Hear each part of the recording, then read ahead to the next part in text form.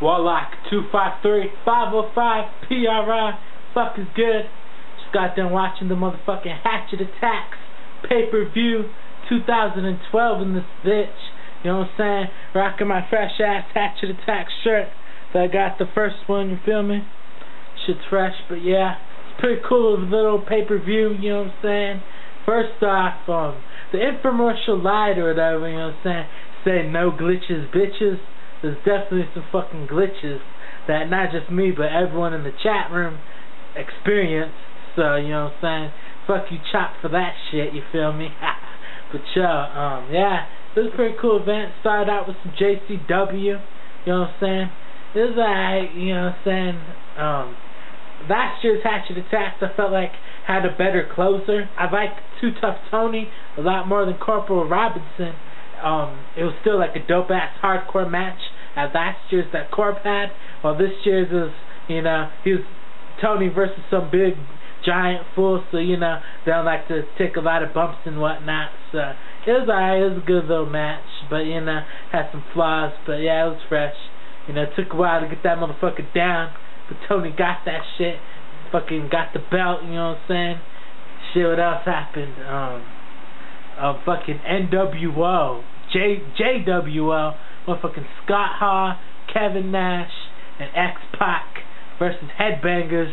It was pretty dope, you know what I'm saying? I'm sure the motherfuckers in Farmington love that shit, you know what I'm saying? I know a lot of native cats that love the fucking wrestling. So yeah, you know, it's pretty dope. Kevin Nash ended it with the fucking, that move called the Jackknife Powerbomb. X-Pac hit him with the X Factor. So that shit was dope. Also, the Cabana dude, Officer Cabana, and Weed Man, they went at it. I think the Weed Man took it. I could be wrong. It was pretty fresh. He like handcuffed this ninja from the crowd, who's actually a wrestler. And you know, shout out to Mosh Pit Mike. You know what I'm saying? I seen you on stage at the very end of ICP and shit during the Fago Armageddon, as it's called. That shit was fresh. You know what I'm saying? Shout out to him. Also, the Ring Riders teamed up with Zach Allen and beat 3 scrubs. I don't know the fucking names, but yeah, that was a pretty cool match. And yeah, also Necro Butcher fought that Davari fool. That was kind of hardcore, but you know, Davari fool doesn't really take bumps like Necro. Necro was taking them. Yeah, Necro got it with the fucking Tiger Suplex, I believe it's called. But yeah, it was pretty fresh. The rest of it was pretty cool, you know. The earlier matches were better than last year's for sure, just by having JWO on them alone, you know what I'm saying? But you know, last year's the main event for the wrestling was better with Corp, you know what I'm saying? It was a really hardcore match and shit. You know, they had fucking glass all over the place. But yeah, then fucking then after that, well, in between, you know, DJ Clay was spinning it up, spinning a bunch of cuts. She was pretty fresh, you know. Shout out to Clay, you know what I'm saying? Yeah, then Cold 187 hit the stage first, and yeah, he was alright, you know. I was kind of in the chat box more than I was watching his performance, you know. He pulled out Black Superman, which was pretty fresh. I got a track over that beat. It's called Who Do You Know? Look that shit up. Check it out on my Warlock 253 page. But yeah, it was alright, you know. You know what I'm saying? He was getting a lot of hate in the chat box. Only one dude was really feeling it, you know what I'm saying?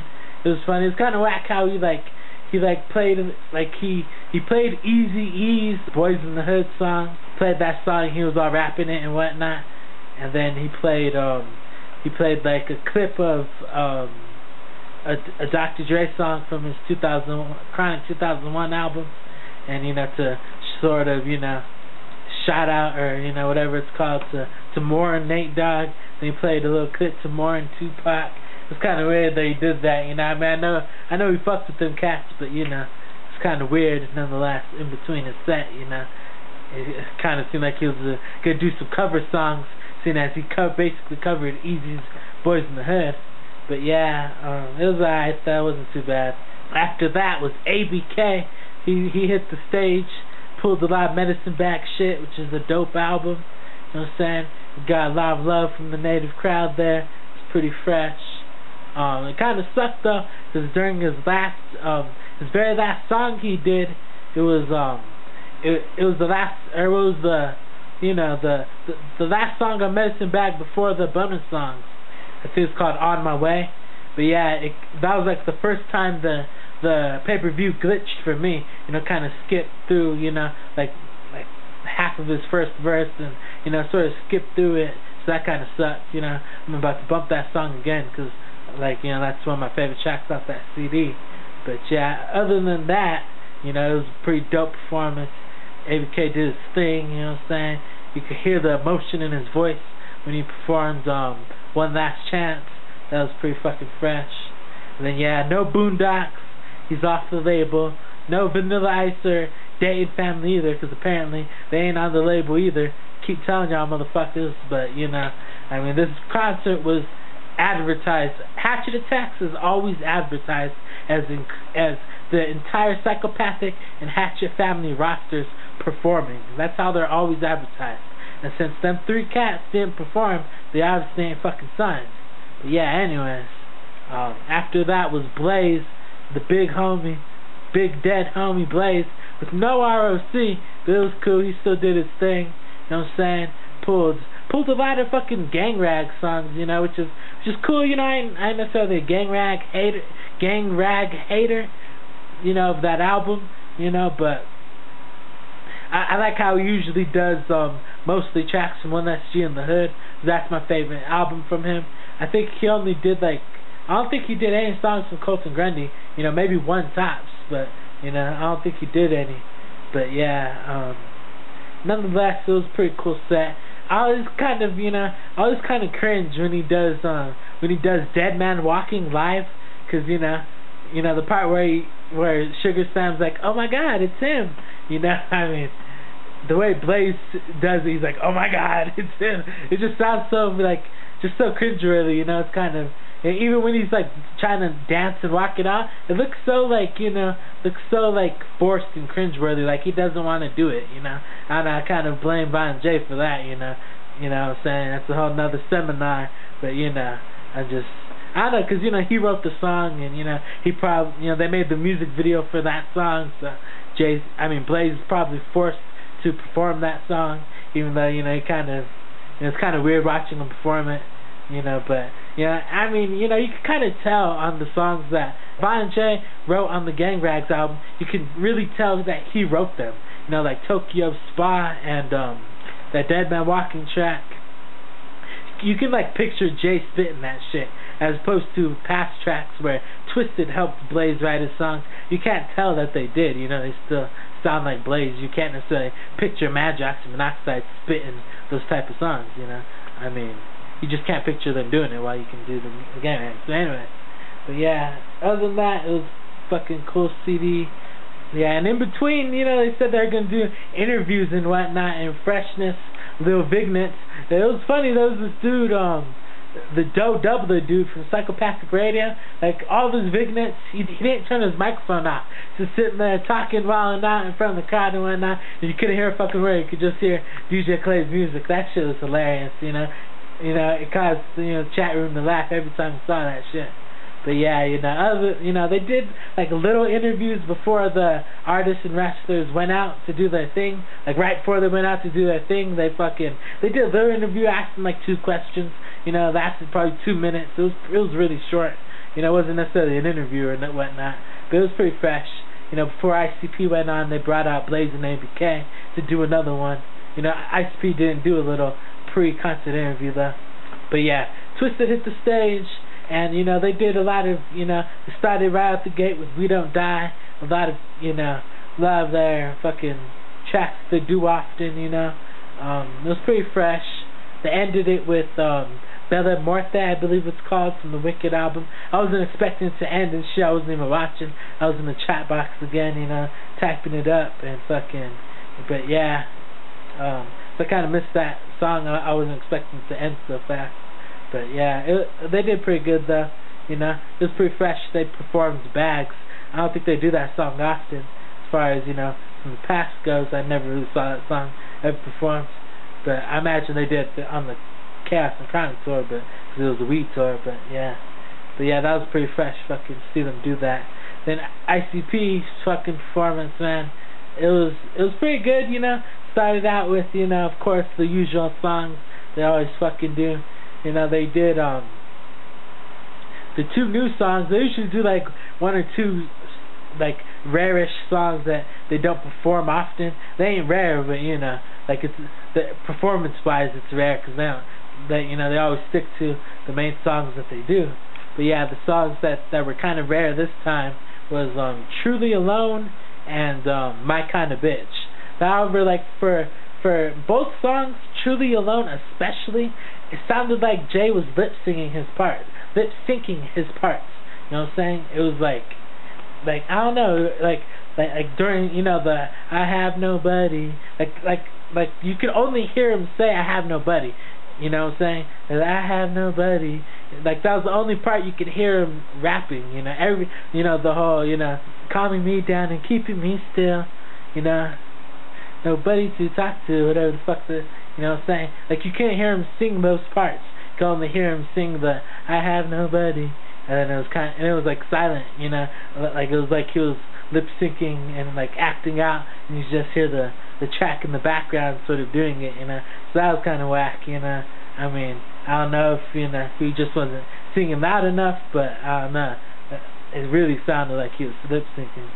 But yeah, other than that, you know, they also pulled out Zombie Slide, which I'm not too sure is rare or not, because, you know, haven't necessarily watched a lot of concerts pre-Bang Pow Boom and whatnot, but, you know, so I don't necessarily know if that's, like, I know they do Bang Pow Boom and In Your Face a lot, but I don't know if they do Zombie Slide a lot. But yeah, while they did that song though, like the pay-per-view fell out of sync. Like you could fucking like you know, they'd say a lyric, you know, Zombie Slide, and in the background you'd hear Zombie Slide. It was all off, like the pay-per-view sync. I'm pretty sure it was just the pay-per-view and not the live performance. But yeah, it made the song suck, you know, it was so fucking bad. But yeah, after that they pulled out, I believe, 2 Bang Pow Boom songs. I could be wrong, but I know the first one was Bang Pow Boom, so I never heard that shit before. I can't really remember how the chorus went. It was something about, I know the song had said something about exploding or explosion, and it's kind of on some, it kind of sounded like, you know, some rapping about some death pop shit, you know, that didn't necessarily seem like it was the main title song, but it definitely seemed like, you know, it was in that area of song topic. Then after that, they pulled that one song that, I want to say it was something about, like, Who's the Bitch or something like that, and I could be wrong, but I'm gonna watch the infomercial after this and see if that's what it was, but I'm pretty sure it was something, like the song from the cover songs, they're doing something about, you know, Who's the Bitch or something. I could be wrong, you know, I might be thinking about that Bang Pow Boom song, but yeah, I'm pretty sure it was something like that, though. But yeah, other than that fucking staleness, it fell back into sync, like the ustream kind of refreshed itself, and like it was on sync again for that song. Then they ended it with Passing By with Second to Last, and they ended it with Bang Pow Boom. Brought a bunch of ninjas on stage. They're from the side of the stage. You could see ninjas climbing up, and the stage was packed by the end of it. It was pretty fucking fresh. Like I said, saw the motherfucking mosh pit mic up there and shit, like right at the beginning of the song. I don't know if it was backstage or not. Seemed like it, because I didn't even see no one climbing up at first. But yeah, that shit was, you know, it was pretty fresh. All in all, pretty good concert. Worth $20, you know, it was pretty fresh. Even though I missed, you know, quite a bit by chatting in the chat box. But, you know, hopefully it's Ustream uploads it the next day, or like have it uploaded for like 24 hours afterwards, so I can go back and rewatch some of the stuff I missed and whatnot, like the ABK spot at the end and whatnot, some twisted shit. But yeah, all in all, pretty good. You know, I wish I could have went. I'm here in 505, New Mexico. You know what I'm saying? A good 2-hour drive from where the fuck it went down. Got a lot of homies, basically all the homies, went and watched that shit. Wish I could have gone, but couldn't. You know what I'm saying? Because I got some problems and whatnot. But yeah, nonetheless, it's a pretty good show. Probably would have been fucking off the chain if I was there. But live was pretty fucking fresh, you know what I'm saying? Probably give it a 3 out of 5 live, just because all the glitches and the out of syncness, you know what I'm saying? If I was there, probably would have been a 5 out of 5 live, just the experience and fucking, you know what I'm saying? You know, chilling with the homies and hearing some new Bang Pow Boom exclusively, you know what I'm saying? Probably would have been a much better, fresher experience, but nonetheless, it's still pretty fresh. Like I said, hopefully they upload it for like 24 hours at least, you know. A week would be fresher, you know. Give motherfuckers time to see it. Because motherfuckers, you know, there's motherfuckers all around the world, too, you know, who are trying to watch it, you know. Motherfuckers in Australia, you know, barely waking up and already missing the wrestling because it's so fucking early in the morning over there for them, you know. Y'all got to think about other motherfuckers around the world, not just the motherfuckers in America, you know, who can stay up to fucking 2 o'clock in the morning, you know, or 2 o'clock at night and whatnot to watch this shit, you know. But yeah, I don't know, that's about all I got to say. But yeah, peace. Warlock.